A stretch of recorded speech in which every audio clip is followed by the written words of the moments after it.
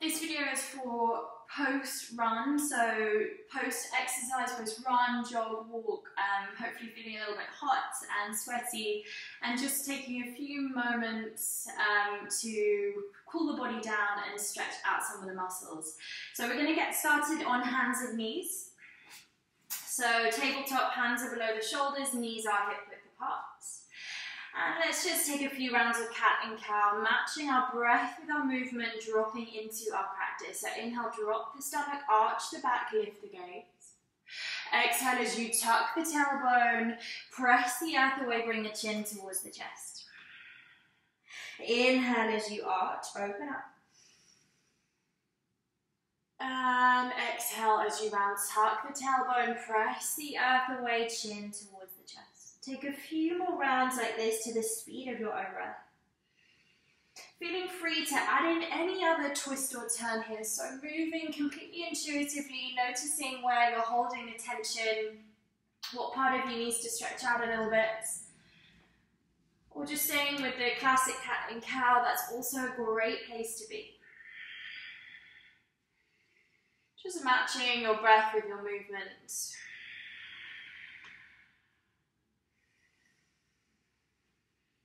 And gently bring yourself to stillness with a flat back. We're going to tuck our toes under.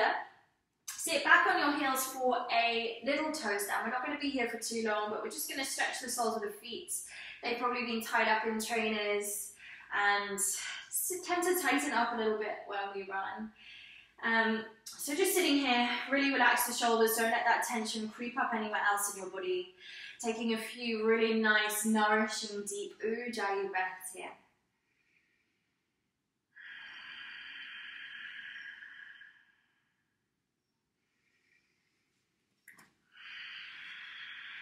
Last two breaths.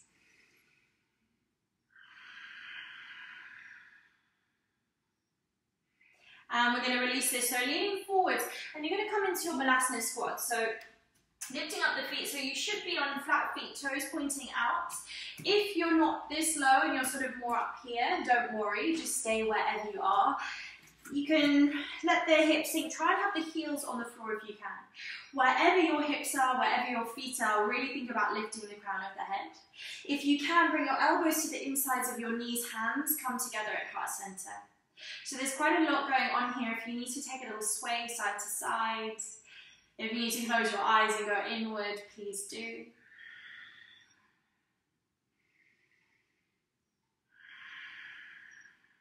And releasing the hands down to the floor, keeping the hands where they are, just straighten the legs, come to a forward fold so the hips come up nice and high. Let your head hang heavy here, really feeling into the back line of the body, the hamstrings maybe feeling a little bit in the lower back. Nice and slowly roll yourself all the way up to standing. Take it easy, take it slowly.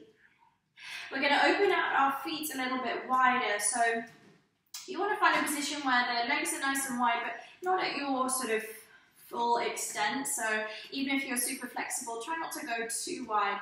Roughly have the heels or the ankles in line with the wrists. Sort of a rough guide.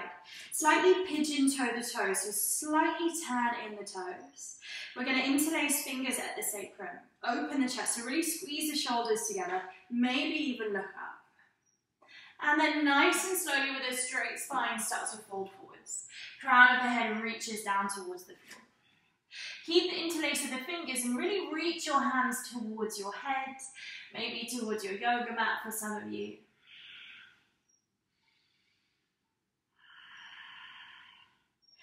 Gently let go of the interlace of your hands. Try not to fling your hands open, but gently let go. Bring your hands down onto the floor. From here, we're going to take a halfway lift. So lifting up halfway, trying to find some length through the spine. When you're here, you're pressing down with the outer edges of each feet, so you can almost feel a lift in the inner ankle. And folding forwards once more. Maybe you come a little bit deeper this time. Place your left hand to the center, sort of exactly where your gaze is, so in the center of your mat, and straighten your left arm so you're almost in a halfway lift in the spine, keeping the spine nice and straight. Reach the tailbone back, and then reach your right arm up towards the ceiling, taking a twist. Don't lose that sensation in the outer edges of the feet. Maybe gaze lifts up towards the right hand. And we're going to swap sides. So placing the right hand where that left hand was. Again, find that stability in the feet. If you need a little bend in the knees at any point, please take it. And then reach your left arm up towards the ceiling. Find that twist. Maybe gaze is towards the left hand. Maybe that's too much for the neck right now and the gaze goes wherever works for you. And we'll bring that left hand back down to the floor. Forward fold. Again, you might notice you sink even deeper this time. Let's inhale our way to a halfway lift. Exhale here. And then as you inhale again, hands to hips, rising slowly, slowly, all the way back up to standing. Nice work. We're going to step or heel toe our feet together to touch. Inhale, we reach up to. Exhale to fold forwards. Lifting halfway, so we found that flat back sensation already, but this time our feet are closer together. And from here, we're going to step back into our tabletop. So we've already been here today. Hands are below shoulders, knees are hip width apart. You're going to reach your right leg back behind you, so the ball of that right foot is on the floor behind you. Take a couple of rocks backwards and forwards here.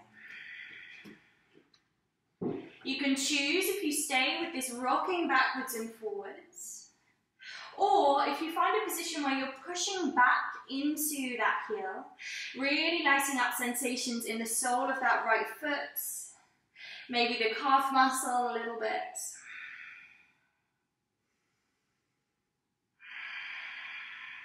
From here, we're going to shuffle that left knee slightly backwards, step the right leg forwards into a half pigeon.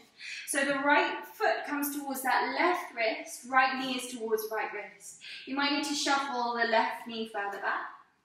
Now you can choose here, if you stay upright, if you've got quite a strong sensation already, stay where you are. Maybe you fold forwards onto your forearms, or maybe you have the availability in the hips and the glutes today to come all the way down onto your forehead. But not forcing anything here, so find a spot where you feel a stretch, but it's not overwhelming. And try and keep the hips as square as you can here. If you want to add a little bit more, think about pressing your right shin into the mat. Notice that sort of light up, but maybe your legs are a little bit tired by now post-run. If you are pressing down, stay with it for one more breath. And then release that pressing sensation and maybe you sink into it a little bit deeper. Another option, either stay on your forearms or maybe you start to lift up onto your hands. You can choose again if you stay here, or maybe you bend that left knee. Again, you can stay here, or maybe you reach back and pull that left knee towards you. So we're getting into the front of that left thigh as well as the right hip. Just staying here for 2 more breaths. We're going to let go of this left foot, but don't let it ping back behind you. Just gently let it place back on the floor behind you. And lift yourself back up into your tabletop position.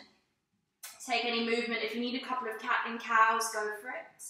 Otherwise, we're reaching the left foot back this time, coming onto the ball of that left foot. Again, start by rocking backwards and forwards.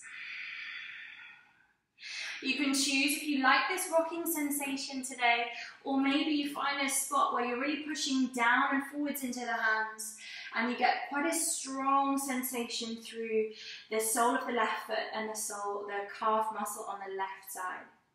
Make sure you keep your breath going here. We're going to shuffle that right knee slightly backwards. Bring the left leg forwards, half pigeon on the left. So left knee towards left wrist, left foot towards right wrist. Again, you might need to shuffle around a bit, find a nice position. Choose. If you stay exactly where you are, this is a great place to be. Maybe you walk down onto your forearms, pausing here, or maybe you take it even further by bringing your forehead onto the mat. Again, I'm going to give you quite a few options. If you want to just stay in stillness, just stay in stillness. So you might press the left shin into the mat here. And then release that sensation. Notice the sinking, releasing feeling. You might keep working with that, or you might lift back up onto your hands, sitting up nice and tall. You might stay here, or you might bend that right knee this time. You can leave it where it is, or maybe you reach back and pull that foot further towards you. So we're taking a gentle twist, but we're also looking for a strong stretch on the outer edge of that right, the front edge of the right thigh. If you have hold of this right foot, gently let it go, so don't let it ping back. Place it on the floor. Shift your weight onto your left hip this time and swing your right leg round. So you're going to end up in a seated position with soles of the feet together to touch in this sort of butterfly pose. Make sure you're right on your seat bones, let your knees feel heavy down towards the mat. It might feel nice here to massage the arches of the feet just for a couple of moments. Think about sitting up nice and tall. Take a few deep breaths. And as we come to the end of this little stretch, feel free to stay here a little bit longer if it feels nice on the feet, if the knees are dropping closer towards the mat. Otherwise, I hope you have a wonderful rest of your day and you feel a little bit more stretched out post-run. Thank you very much.